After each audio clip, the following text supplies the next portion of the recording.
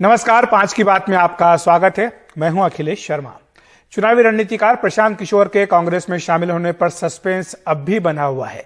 वैसे संभावना थी कि आज कांग्रेस की अंतरिम अध्यक्ष सोनिया गांधी के साथ पार्टी के वरिष्ठ नेताओं की बैठक के बाद इस बारे में किसी निर्णय का ऐलान हो सकता है, लेकिन मुख्य प्रवक्ता रणदीप सिंह सुरजेवाला ने बताया कि सोनिया गांधी ने 2024 के चुनाव के लिए एक एम्पावर्ड एक्शन ग्रुप बनाने का फैसला किया है, जिसके सदस्यों के बारे में बाद में ऐलान किया जाएगा। कांग्रेस अगले महीने 3 दिनों का चिंतन शिविर भी राजस्थान के उदयपुर में करने जा रही है। इस बीच कल प्रशांत किशोर के संगठन आईपैक ने तेलंगाना में सत्तारूढ़ टीआरएस के लिए अगले साल होने वाले विधानसभा चुनाव में सेवाएं देने का करार कर लिया है। यह फैसला पीके की मुख्यमंत्री के चंद्रशेखर राव की बैठक के बाद हुआ। इसे लेकर हितों के टकराव की बात कही जा रही है, क्योंकि तेलंगाना में मुख्य मुकाबला कांग्रेस और टीआरएस के बीच ही है। इसे लेकर कांग्रेस के तेलंगाना के प्रभारी मणिकम टैगोर ने बिना नाम लिए एक ट्वीट भी किया है। उन्होंने कहा कि कभी भी ऐसे किसी शख्स पर भरोसा मत करो जो आपके दुश्मन का दोस्त हो। यह अंग्रेजी में लिखा था, हमने इसका अनुवाद करके आपको बताया। ऊपर से टैगोर ने सवाल पूछा है कि क्या यह बात सही है। आज जब सुरजेवाला से यही प्रश्न पूछा गया कि क्या एम्पावर्ड ग्रुप में प्रशांत किशोर भी होंगे, तो उन्होंने सीधा जवाब नहीं दिया। जब आईपैक और टीआरएस के करार के बारे में पूछा गया तो इसका जवाब भी सुरजेवाला टाल गए। आइए सुन लेते हैं। एक्शन ग्रुप होगा, क्या उसमें पीके भी होंगे? एक सवाल। और दूसरा कि एक तरफ पीके कांग्रेस से बातचीत कर रहे हैं, आप लोग मंथन कर रहे हैं, और दूसरी तरफ तेलंगाना में टीआरएस के साथ उनकी मीटिंग होती है, उनका जो आईपैक है वो उनके साथ समझौता करता है। तो इसको कैसे आप लोग देख रहे हैं? क्योंकि जो तेलंगाना लीडरशिप है कांग्रेस की, वो काफी खफा है इस बात से कि आलाकमान प्रशांत किशोर के साथ बैठक कर रहे हैं, जबकि पीके तेलंगाना में टीआरएस के साथ काम कर रहे हैं। Answer this question in English also. आदरणीय साथी, एम्पावर्ड एक्शन ग्रुप का जब गठन हो जाएगा, उसके जो सदस्य होंगे मैं आपको बता दूंगा। जब तक इस पर कांग्रेस अध्यक्षा जी ने निर्णय नहीं लिया, मुझे नहीं लगता कि मैं उनकी जगह निर्णय लेने के लिए अधिकृत हूं। आप ये स्वीकार करेंगे। जहां तक सवाल है किसी व्यक्ति विशेष के शामिल होने या ना होने का, उसमें कौन होगा, जब शामिल होंगे तो मालूम चल जाएगा। आज इसके अलावा मैं किसी और विषय पर टिप्पणी करना सही नहीं समझता। तो आखिर पीके की पहली क्या है? क्या पीके के आने से कांग्रेस मजबूत होगी या फिर मजबूर होगी? क्या प्रशांत किशोर के आने से बीजेपी को रोकने की योजना काम कर पाएगी? क्या कांग्रेस को विचारधारा से ज्यादा प्रबंधन पर, मैनेजमेंट पर भरोसा है? और क्या पीके केवल मार्केटिंग गुरु है? ये कई सारे सवाल हैं जो पिछले एक हफ्ते से लगातार पूछे जा रहे हैं। इन्हीं पर चर्चा करने के लिए हमारे साथ 3 खास मेहमान मौजूद हैं। आलोक शर्मा जी हैं, कांग्रेस के प्रवक्ता। हमारे साथ विनोद शर्मा जी भी हैं, वरिष्ठ पत्रकार। साथ ही हेमंत अत्री जी भी हमारे साथ जुड़ गए, जो कि वरिष्ठ पत्रकार हैं। आप तीनों का बहुत बहुत स्वागत है एनडीटीवी इंडिया पर। सबसे पहले आलोक जी, आपसे शुरुआत करूंगा।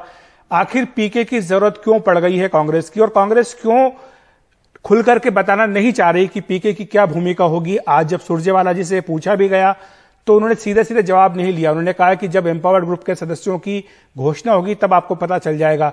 एक तरफ तो बात हो रही थी कि पीके को एक बड़ी भूमिका दी जाएगी, महासचिव रणनीति का एक नया पद उनके लिए बनाया जाएगा।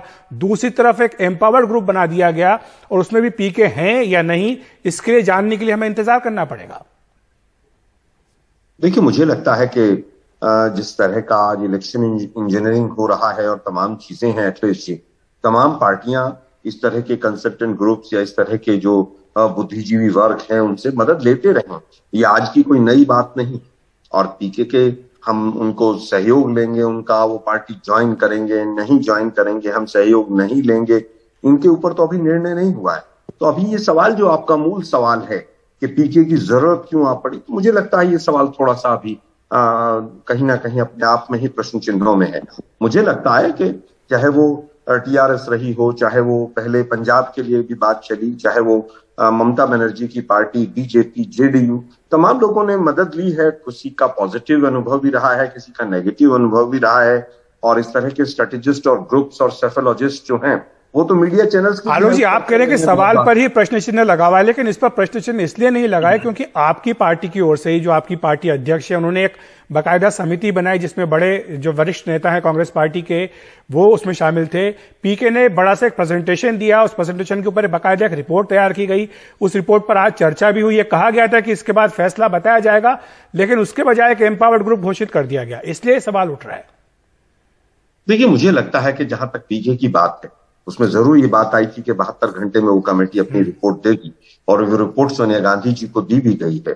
और श्रीमती सोनिया गांधी जी ने उस रिपोर्ट के बाद ही ये जो आज का निर्णय है कि एम्पावर्ड एक्शन ग्रुप 24 के लिए जो बनाया है, वो उसी के बाद।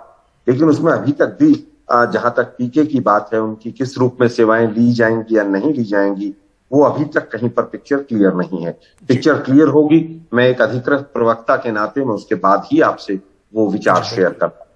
सही बात है आलोक जी, जब तक फैसला नहीं होगा, जाहिर सी बात है कि आप उस पर कुछ कह नहीं पाएंगे। विनोद शर्मा जी हमारे साथ जुड़े हुए हैं। विनोद जी, आपने सुना होगा आलोक जी को, आपने इससे पहले सुरजेवाला जी को भी सुना होगा, जो उन्होंने घोषणा की है कि एक एम्पावर्ड ग्रुप बना दिया गया है 2024 के लिए। कौन इसके सदस्य होंगे इसके बारे में बताया नहीं गया, लेकिन माना जा रहा है कि जो पीके का प्रेजेंटेशन था उसकी भी एक बड़ी भूमिका रही। लेकिन ये सवाल जो कई लोग जानना चाहते हैं कि पीके क्या कांग्रेस में शामिल होंगे या नहीं होंगे, इसका जवाब आज नहीं दिया गया। आप जानते हैं कि उनकी भूमिका को लेकर, उनके शामिल होने को लेकर कई कांग्रेस के वरिष्ठ नेताओं को एतराज भी है। कल जिस तरह से उनका जो संगठन है आईपैक, उसका समझौता हुआ है टीआरएस के साथ तेलंगाना में लेकर, और जिस तरह से पीके खुद वहां मौजूद थे, मुख्यमंत्री के साथ उनकी मुलाकात हुई, उसके बाद हितों के टकराव की बात भी उठ रही है। तो ऐसे में आपको क्या लगता है कि पीके के आने से क्या वाकई कांग्रेस को कोई फायदा हो सकता है, जब तक कि उनकी भूमिका स्पष्ट ना हो? आईपैक के चलते कॉन्फ्लिक्ट ऑफ इंटरेस्ट तो है, इसमें तो दो राय है नहीं। और यह भी यथार्थ है कि कांग्रेस आज के दिन कुछ ऐसा करना चाहती है जिससे कि उसमें जो एक तरह से उसका सिस्टमिक फेलियर है कांग्रेस के भीतर। देखिए, ऑर्गेनाइजेशनली कांग्रेस बहुत क्षीण हो गई है, और ये बात सब जानते हैं, वहां का नेतृत्व भी जानता है। अब उसमें रक्त का संचार करना है। इसमें जो पीके हैं, उन्होंने एक अपना प्रेजेंटेशन दिया है, जो उनको दिखाया है, सोच विचार करके दिया है, और उसमें कांग्रेस में अभी तक एक मत नहीं है। लेकिन अगर वहां पर सोनिया गांधी को निर्णय ले लेती है, और ये जो एम्पावर्ड ग्रुप बना है, इससे दोबारा बातचीत करके, और उसमें सबसे अहम भूमिका रहेगी अखिलेश, सबसे अहम फैक्टर ये रहेगा अखिलेश कि टर्म्स ऑफ एंगेजमेंट क्या है। कि प्रशांत किशोर अगर कांग्रेस ज्वाइन करते हैं तो उनकी टर्म्स ऑफ एंगेजमेंट क्या होंगे? भाई कोई ये वो तो नहीं हो सकता कि बिल्ड ऑपरेट एंड ट्रांसफर, ये कोई वो प्रोजेक्ट तो है नहीं कि कांग्रेस को का निर्माण करना है, फिर उसको ऑपरेट करना है, फिर उसको ट्रांसफर कर दिया जाएगा। बीओटी मॉडल जिस पर सड़कें बनती हैं। हाँ, वो ऐसा नहीं है। ये बड़ा एक कॉम्प्लेक्स मामला है, और इसलिए दो धारी तलवार भी हो सकता है। अब मिसाल के तौर पे अगर ये एक्सपेरिमेंट अगर सक्सेसफुल नहीं होता, तो उसके बाद तो बहुत ही प्रॉब्लम होने वाली बात है ना जी। तो इसलिए ये मैं समझता हूं कि इसको स्थापित करने का समय होगा, इस पूरे प्रकरण को, इस पूरे आर्किटेक्चर को, अगर इस पे एक राय बनती है तो इलेक्शन के बाद। देखिए, साथ साथ इलेक्शन आप नहीं करवा सकते, और साथ साथ ये बातें भी डिस्कस नहीं कर सकते। इलेक्शन यानी संगठन के चुनाव की आप बात कर रहे हैं या लोकसभा चुनाव? सितंबर अक्टूबर संगठन का इलेक्शन में इन्होंने मेंबरशिप अपनी पूरी कर ली है। अब इनको इलेक्शन करने हैं अपने संगठन के। अब क्या अगर इलेक्शन में भी कोई फेरबदल करना है इलेक्शन की प्रक्रिया में, तो फिर उससे पहले होगी ये बात। और अगर इलेक्शन की प्रक्रिया वैसे ही चलनी है और उसमें मैं समझता हूं कि फेरबदल की कोई जरूरत नहीं है, तो फिर उस इलेक्शन के बाद ये जो आर्किटेक्चर है जिसके निर्माता प्रशांत किशोर हैं, और इन्होंने 3-4 टेम्पलेट्स दिए हैं कांग्रेस पार्टी को, उसमें एक टेम्पलेट ले है कि बाहर के किसी व्यक्ति को आप यूपीए का चेयरपर्सन बना दें, किसी और पार्टी के। देखो अखिलेश, अगर कांग्रेस दोबारा से जिंदा होनी है तो कांग्रेस के जो घटक दल हैं, जो अपनी और प्रांतों में वर्चस्व बनाकर बैठे हुए हैं, अगर प्रशांत किशोर उनसे ताल्लुकात हैं, जैसे कि जगनमोहन रेड्डी से ताल्लुकात हैं, जैसे कि ममता बनर्जी से ताल्लुकात हैं, जैसे कि इनके डीएमके से ये डीएम नहीं, एनसीपी से हैं। मैं कांग्रेस के घटक दलों की बात कर रहा हूं। जो लोग कांग्रेस छोड़ के चले गए लेकिन अभी भी उनके नाम में कांग्रेस का नाम है, अगर वो लोग इकट्ठे एक अम्ब्रेला के नीचे खड़े किए जा सकते हैं, छतरी के नीचे अगर आ जाते हैं और उनका क्या एक कॉन्फेडरेशन सी बन जाती है या एक कोई भी जैसा भी टर्म्स ऑफ एंगेजमेंट हो, तो फिर मैं समझता हूं बात बन सकती है। बिल्कुल, उससे कम में बात बनना मुश्किल होगा। और इसकी उपलब्धि प्रशांत किशोर, चूंकि इसी में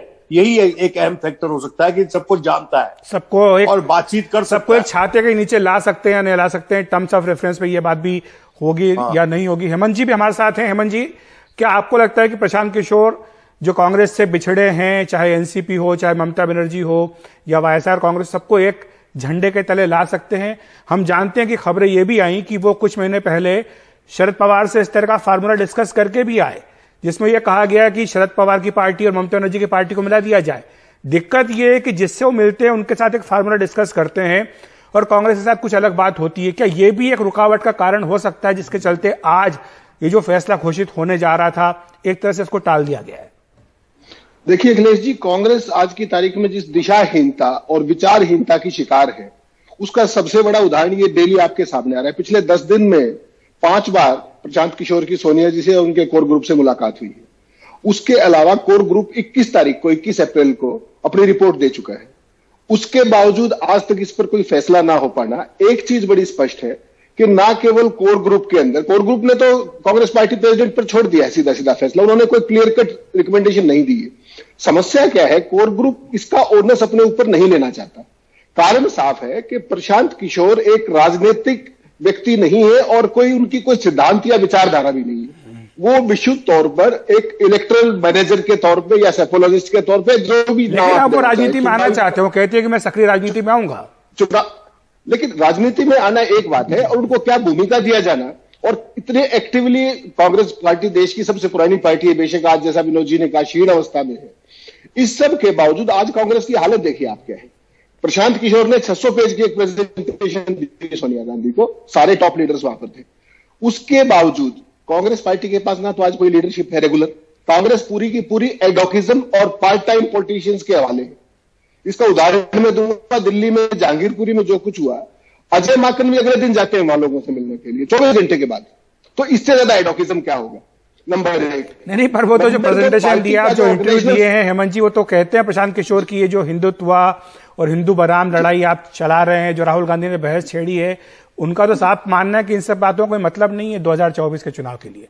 ये वही बात कर रहा था कि आज कांग्रेस की जो स्थिति है, ना तो रेगुलर लीडरशिप है, ना कोई एक विचारधारा पे स्टिक करके चल रहे हैं। नंबर 2, पार्टी का ऑर्गेनाइजेशनल स्ट्रक्चर बिल्कुल ध्वस्त है। G23 जैसे ग्रुप जो कल तक हाथ बांधे खड़े रहते थे तमाम नेता, आज वो सारे बगावत के मूड में है। यही हालत 80% से ऊपर स्टेट्स के अंदर है, कांग्रेस के अंदर इनफाइटिंग है। तो कांग्रेस को तो पहले विपक्ष से तो तब लड़ेंगे जब पहले उनका अपना घर इन ऑर्डर ठीक है। कांग्रेस की सबसे बड़ी समस्या क्या है अखिलेश जी, कि वो आपस में लड़ रहे हैं। और 2014 के बाद अब तक 45 इलेक्शन हुए, 45, Congress has lost 40 of them. आज हिंदुस्तान के अंदर स्थिति यह है कि कांग्रेस के 17 राज्यों के अंदर राज्यसभा का एमपी नहीं है, 14 राज्यों के अंदर लोकसभा का एमपी नहीं। और आप बात कर, अब मुझे बताइए कि प्रशांत किशोर विपक्ष के नेताओं से मुलाकात करा देंगे, मुझे बताइए सोनिया गांधी क्या सबके साथ उनके संपर्क नहीं है? यूपीए की चेयरपर्सन है, आप दूसरे के ऊपर मुंह धोके कैसे बैठ सकते हो जब आपकी लीडरशिप ही आगे का भविष्य तय नहीं कर पा रही, स्ट्रेटेजी तय नहीं। मैं यही सारे सवाल आलोक जी के पास लेकर के जाता हूं। आलोक जी, आपने सुना होगा हेमंत अत्री जी जो सवाल उठा रहे हैं कि आखिर अगर आप सारी जिम्मेदारी को आउटसोर्स कर देंगे बाकी विपक्षी पार्टियों के नेताओं से बातचीत करने के लिए, तो फिर जो कांग्रेस पार्टी का अपना सिस्टम है वो क्या करेगा? ये तो सवाल ये उठता है। दूसरा, जो विनोद जी जिस बात का जिक्र कर रहे थे कि अगर प्रशांत किशोर कांग्रेस के साथ साथ टीआरएस से भी बातचीत कर रहे हैं, उनको भी अपनी सेवाएं दे रहे हैं, करार कर रहे हैं, तो फिर तो ये हितों का भी टकराव है। तो ऐसे में एक तरफ तो आप राज्य में मुकाबला जिस पार्टी से कर रहे हैं उसको आप खड़ा करने की कोशिश कर रहे हैं, दूसरी तरफ कांग्रेस को भी खड़ा करने की कोशिश कर रहे हैं, तो ये संतुलन कैसे बैठेगा? देखिए, दोनों ही प्रश्नों में कहीं ना कहीं अखिलेश बिल्कुल धरातल है। मैं विनोद जी की बात से पूरी तरह से सहमत हूं। अगर तेलंगाना में कहीं पर वो हमारे विरोधी दल से कहीं पर टाई अप कर रही है उनकी कंपनी, तो स्वाभाविक है कि वो कहीं ना कहीं कॉन्फ्लिक्ट ऑफ इंटरेस्ट आएगा और कांग्रेस पार्टी के खास तौर पर वहां के हमारे जो वर्कर्स हैं वो उस चीज को किस रूप में लेंगे, ये कोई बहुत बड़ी सोचने की बात नहीं। उसके बाद जो दूसरा विषय जो हेमंत अत्री जी ने कहा आउटसोर्स वाला कि भाई हम आउटसोर्स कर देंगे, ऐसा कभी ना तो पहले कांग्रेस ने किया है ना कांग्रेस आज करने जा रही है। अगर पीके के कुछ सेवाएं ली जाएंगी नहीं ली जाएंगी, पहले तो वही प्रश्न चिन्ह है, और वो ली जाएंगी तो किस रूप में ली जाएंगी। मुझे लगता है कि अत्री साहब जो कह रहे हैं आउटसोर्स कर दी जाएंगी या उनसे तमाम घटक दलों से या तमाम यूपीए के पुराने जो साथी हैं उनसे पीके ही हमारा कुछ कराएंगे, मुझे ऐसा नहीं लगता है। कांग्रेस पार्टी एक सक्षम पार्टी है। फिर भी मैंने जैसा पहले भी कहा कि सेफोलॉजिस्ट और टेक्नोक्रेट्स और तमाम लोगों की पहले भी पॉलिटिकल पार्टी ने मदद ली है। मुझे लगता है कि अगर उनकी भूमिका रहेगी तो शायद वहीं तक रहेगी, और अगर वो पार्टी ज्वाइन करते हैं तो वो सब मीडिया के सामने आएगा कि किस रूप में वो ज्वाइन। ये महत्वपूर्ण बात कही है आलोक जी ने। विनोद जी, आपने सुना होगा, वो कह रहे हैं कि जो भूमिका है कांग्रेस में पहले भी इस तरह के रणनीतिकार आते रहे हैं। सैम पित्रोदा को आप जानते ही हैं, इससे पहले भी कई जो एड एंड पीआर एजेंसीज उनकी मदद कांग्रेस पार्टी ने ली थी। बल्कि कहें कि शुरुआत भी कांग्रेस पार्टी ने ही की है देश की राजनीति में इस तरह के रणनीतिकारों को, चुनाव के जो जुड़े हुए लोग हैं उनको जगह देने के लिए। लेकिन एक जो फार्मूला पीके ने दिया है विनोद जी, जो आज तेजस्वी यादव ने भी जिसको एक तरह से एंडोर्स किया कि कांग्रेस पार्टी उन्हीं सीटों पर मुकाबला करे जहां पर बीजेपी से उसकी सीधी टक्कर है, बाकी को वो सहयोगी पार्टियों के लिए छोड़ दे। क्या आपको लगता है कि ये इतना आसान होगा कांग्रेस के लिए?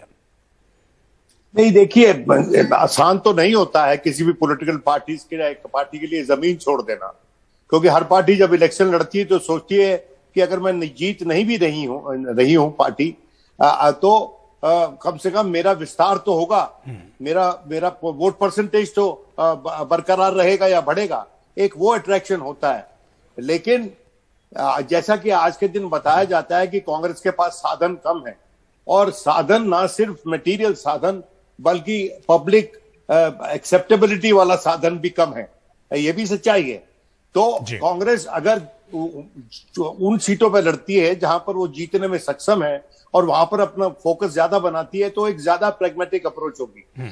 रही बात, मैं नहीं ये कह रहा हूं, मेरे खात्री जी ने मेरी बात पता नहीं कि मैं भी ठीक से मैं कह नहीं पाया कि देखिए कांग्रेस जब से अहमद पटेल नहीं रहे, कांग्रेस की टॉप लीडरशिप के पास वो इंटरफेस नहीं रहा और लोगों के साथ।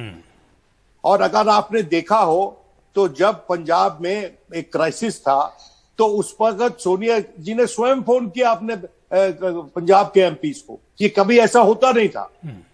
उनकी बात जो उनकी सोच थी वो अहमद पटेल के जरिए पहुंचा दी जाती, या किसी और वरिष्ठ ने, अहमद पटेल से पहले भी लोग हुए हैं, जो जितिन प्रसाद हुए हैं, वो पहुंचा दी जाती थी।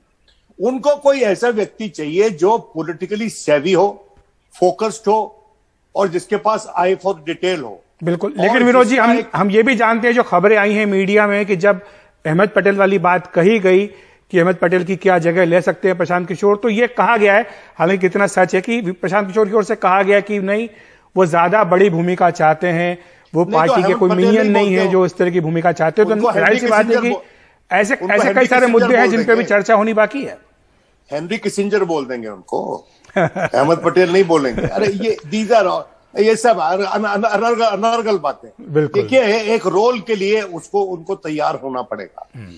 मेरी व्यक्तिगत जानकारी है कि प्रशांत किशोर ये बात मानते हैं कि कांग्रेस जब इतनी क्षीण अवस्था में है तब भी 12 करोड़ वोट की पार्टी है। बिल्कुल वो, और देखिए, और जब हाथी चित्त लेटा होता है जमीन पर तब भी उसकी बहुत कीमत होती है। तो ये पुरानी पार्टी है और हमारी और आपके नजर से भी इसको जिंदा करना जरूरी है, ठीक है, क्योंकि हमको इस देश में एक स्ट्रांग विपक्ष चाहिए। जी विनोद जी, माफी चाहूंगा, मेरे पास समय इतना ही है। आपका हमारे साथ जुड़ने के लिए बहुत बहुत धन्यवाद। आलोक जी आपका भी, और हेमंत जी आपका भी शुक्रिया इस महत्वपूर्ण विषय पर चर्चा करने के लिए, हमारे साथ जुड़ने के लिए। तो जैसा कि सब कह रहे हैं कि अभी इंतजार करना होगा प्रशांत किशोर की भूमिका कांग्रेस पार्टी में क्या होगी, किस तरह की भूमिका में वो रहेंगे। अभी इस बारे में पार्टी को अपनी स्थिति स्पष्ट करना बाकी है। तो फिलहाल हम एक ब्रेक ले रहे हैं 5 की बात में, लेकिन ब्रेक के बाद बताएंगे हिमाचल प्रदेश में आम आदमी पार्टी की चुनौती पर क्या बोले मुख्यमंत्री जयराम ठाकुर। एक जो आज तक का इतिहास रहा है।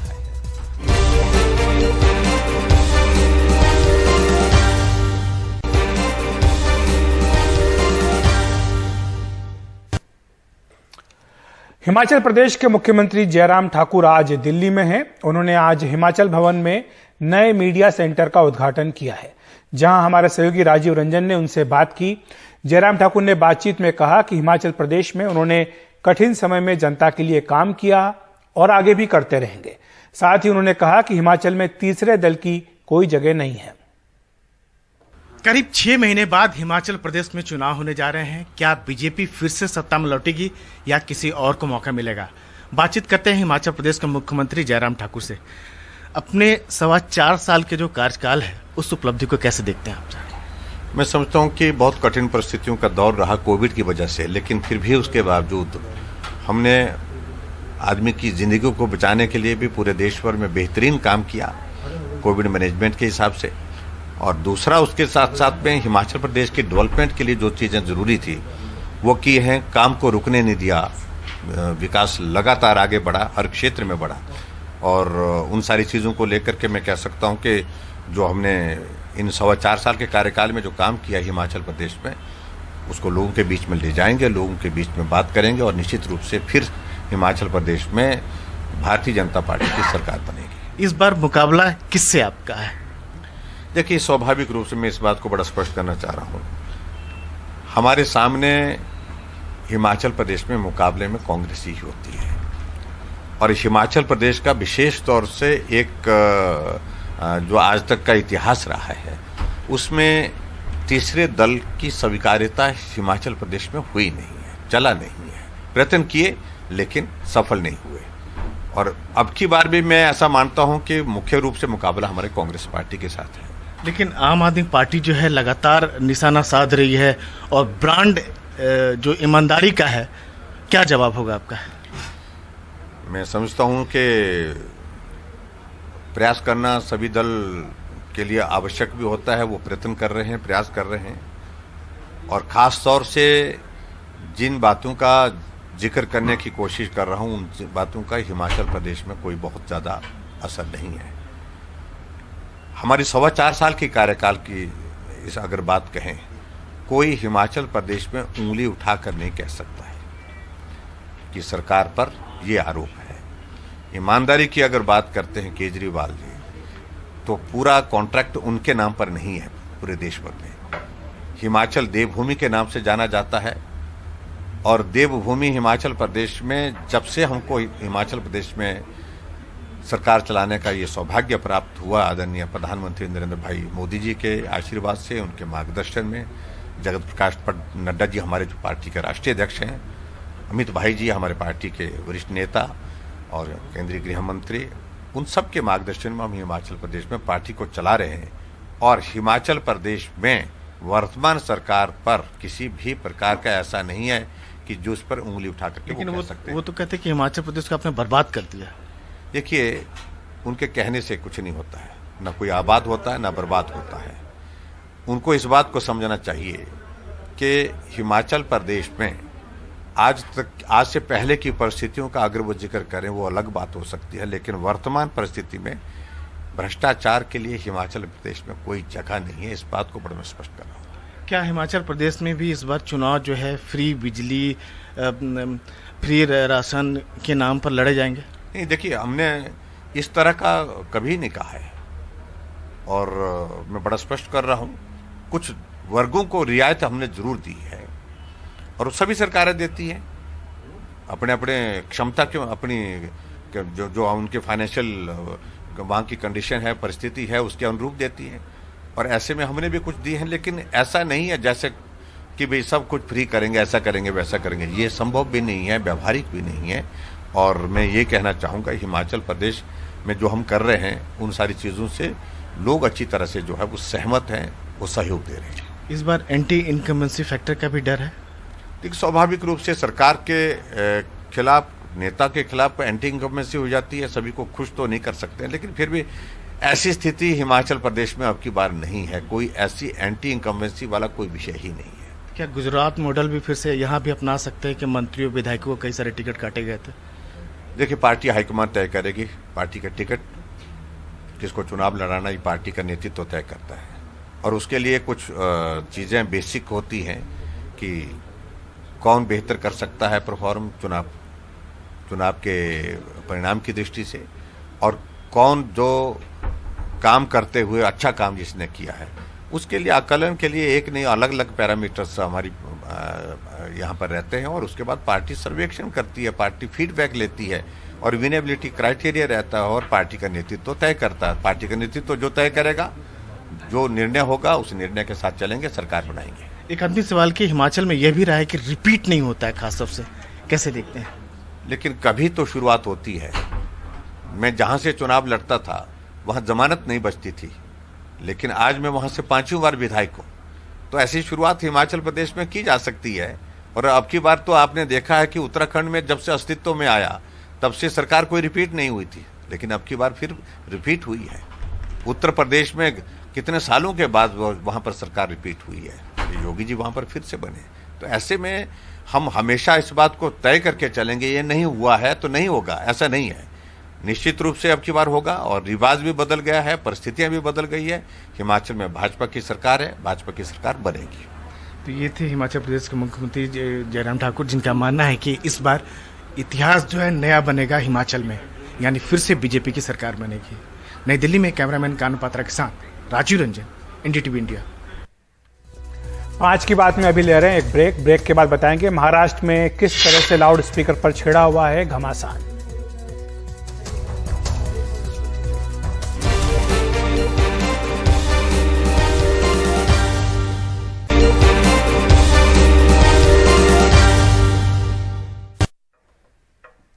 महाराष्ट्र में लाउड स्पीकर को लेकर बढ़ रहे विवाद के बीच आज महाराष्ट्र सरकार ने सर्वदलीय बैठक बुलाई, लेकिन बीजेपी ने इसका बहिष्कार किया। बाद में पूर्व मुख्यमंत्री देवेंद्र फडणवीस और महाराष्ट्र बीजेपी के अध्यक्ष चंद्रकांत पाटिल ने प्रेस कॉन्फ्रेंस कर उद्धव ठाकरे सरकार पर जमकर हमला बोला। फडणवीस ने कहा कि बीएमसी के भ्रष्टाचार को उजागर करने की कोशिश करने पर बीजेपी नेताओं की मॉब लिंचिंग की कोशिश की जाती है। उन्होंने निर्दलीय सांसद नवनीत राणा और उनकी पति की गिरफ्तारी पर भी सवाल उठाए। फडणवीस ने कहा कि अगर हनुमान चालीसा पढ़ना देशद्रोह है तो बीजेपी नेता हर रोज ये काम करेंगे। अगर महाराष्ट्र सरकार में हिम्मत है तो वो राजद्रोह का केस करके दिखाए। वहीं दूसरी ओर महाराष्ट्र के मंत्री आदित्य ठाकरे ने कहा कि लाउड स्पीकर कोई मुद्दा है ही नहीं, इसका राजनीतिकरण किया जा रहा है। सर्व राजकीय पक्षांच्या अगर हनुमान चालीसा बोलना ये देशद्रोह होगा, ये राजद्रोह होगा, तो हम में से हर व्यक्ति ये राजद्रोह करेगा। हम सारे के सारे हनुमान चालीसा बोलेंगे और अगर सरकार में हिम्मत है तो सरकार हमारे ऊपर राजद्रोह का गुनाह लगाकर दिखाए। एक महिला को नामोहरम करने के लिए, एक महिला को पस्त करने के लिए हजारों लोगों को इकट्ठा किया जाता है, आने जाने वाले के ऊपर हमला किया जाता है, लेकिन ये बात यहां तक नहीं रुकती है। उनको नीची जात का बचा बताकर उनके साथ दुर्व्यवहार किया गया, उनको पीने का पानी तक नहीं दिया गया। एक महिला सांसद को वॉशरूम जाने के लिए भी परमिशन नहीं दी गई। इस प्रकार से बदले की भावना से महाराष्ट्र में इससे पहले हमने कभी कार्रवाई नहीं देखी। ये सिर्फ मंदिर मस्जिद का विषय नहीं है, ये सारे जो स्पीकर्स लगते हैं पूरा उसी का विषय है। सुप्रीम कोर्ट का जो एक ऑर्डर थी उसके हिसाब से आप देखें तो महाराष्ट्र सरकार ने 2015 से लेकर 2017 तक जो जीआर निकाले हैं उसमें अलग अलग जोन है, इंडस्ट्रियल जोन है, रेसिडेंशियल जोन है, कमर्शियल जोन है। ये सारे जोन्स के लिए अलग अलग डेसिबल तय करती है जो लिमिट होती है। अभी इसमें मेजरमेंट की एक बात होती है, लेकिन अगर मेजरमेंट हर एक लाउड स्पीकर के लिए जाए तो हर एक धर्म को, हर एक जो सेलिब्रेशन होता है, फेस्टिवल होता है, उसको थोड़ी तकलीफ हो सकती है। इसलिए हमने यही कहा है, सारे जो दल थे वहां उन्होंने यही कहा है कि हम केंद्र सरकार से भी इस पे कुछ बातचीत करें। और दूसरा, क्योंकि ये सुप्रीम कोर्ट का मामला है तो जो भी सुप्रीम कोर्ट की ऑर्डर्स है उसका फॉलो अप होना चाहिए, लेकिन ये फॉलो करते हुए किसी को भी तकलीफ ना हो, यही हमारा मानना है। लॉ एंड ऑर्डर का इशू ना हो, ये भी हम उस पर बात पक्की करके आ जाए। ये एक नॉन इशू है एक्चुअली। अगर आप देखें तो ये पॉलिटिकल इशू बनाया जा रहा है, कई पार्टी शायद खुद को रिवाइव करने के लिए।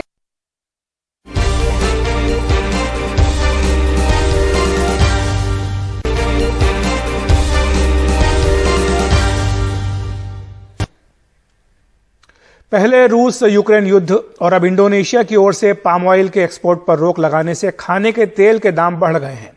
वनस्पति तेल की थोक बाजार कीमत 8 से 10 रुपए प्रति लीटर तक बढ़ी है। यूक्रेन से सनफ्लावर ऑयल की सप्लाई रुकने के कारण भी सोयाबीन और सरसों का तेल ज्यादा बिक रहा है। दिल्ली के नया बाजार मंडी में तेल के थोक विक्रेता रविंद्र गुलाटी से बात की हमारे सहयोगी हिमांशु शेखर ने। खाने पीने के तेल की कीमतें एक बार फिर धीरे धीरे बढ़ने लगी हैं, खुदरा बाजार में भी, थोक बाजार में भी।